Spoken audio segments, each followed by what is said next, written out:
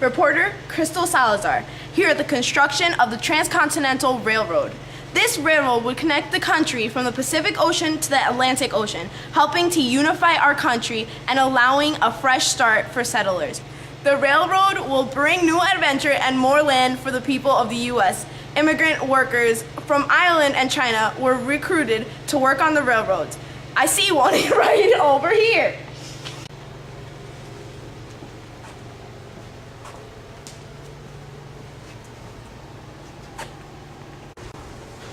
Hello, Irish immigrant. How has your work day been? Not very good. It's been terrible. A lot of my friends have died today.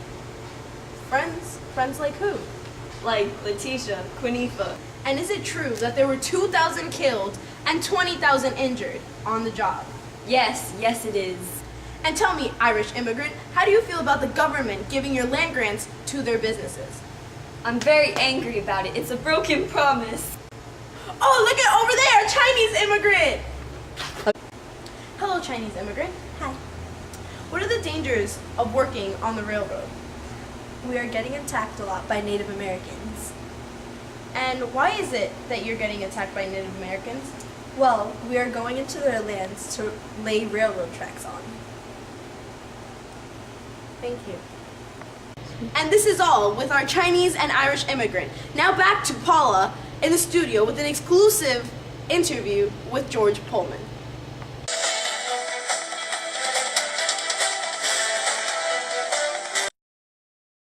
Thank you, Crystal.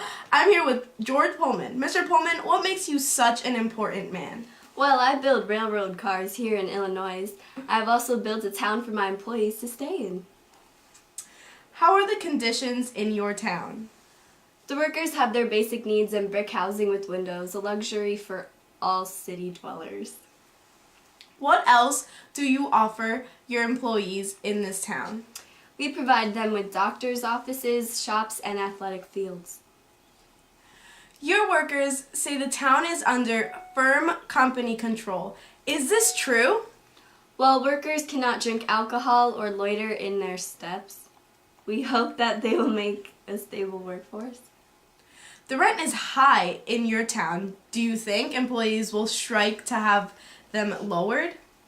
Employees are getting edgy, but I will have to see where that goes.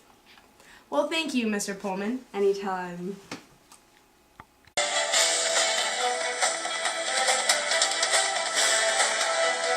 Here's reporter Crystal Salazar with an undercover story on the Credit Mobilier. Hello, Crystal here, reporting undercover. As you can see behind me, some sort of deal is going on between a stockholder and a Credit Mobilier representative. Let's go ask some questions.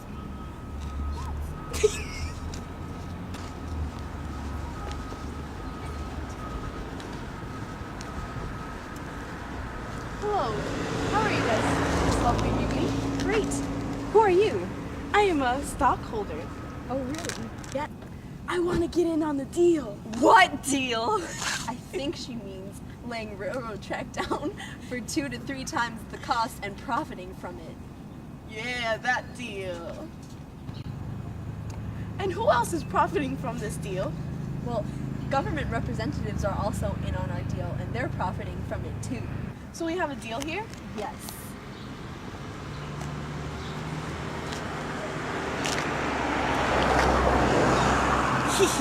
Got all the info.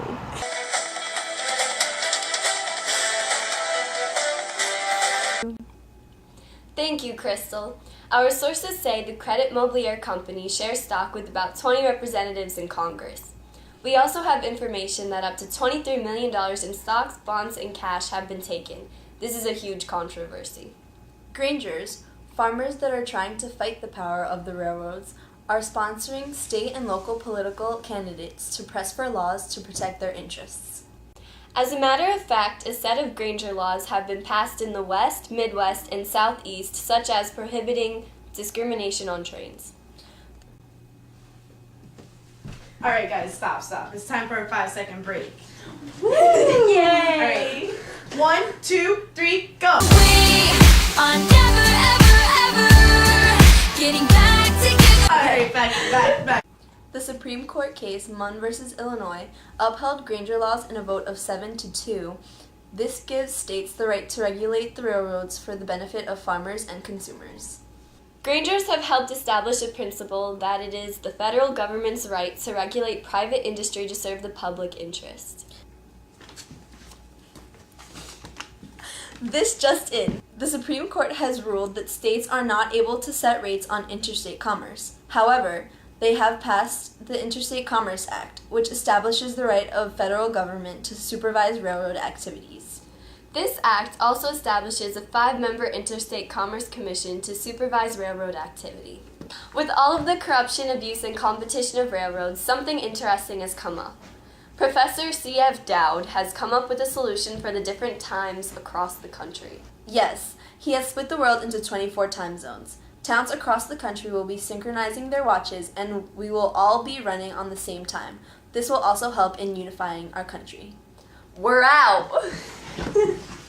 Choo-choo!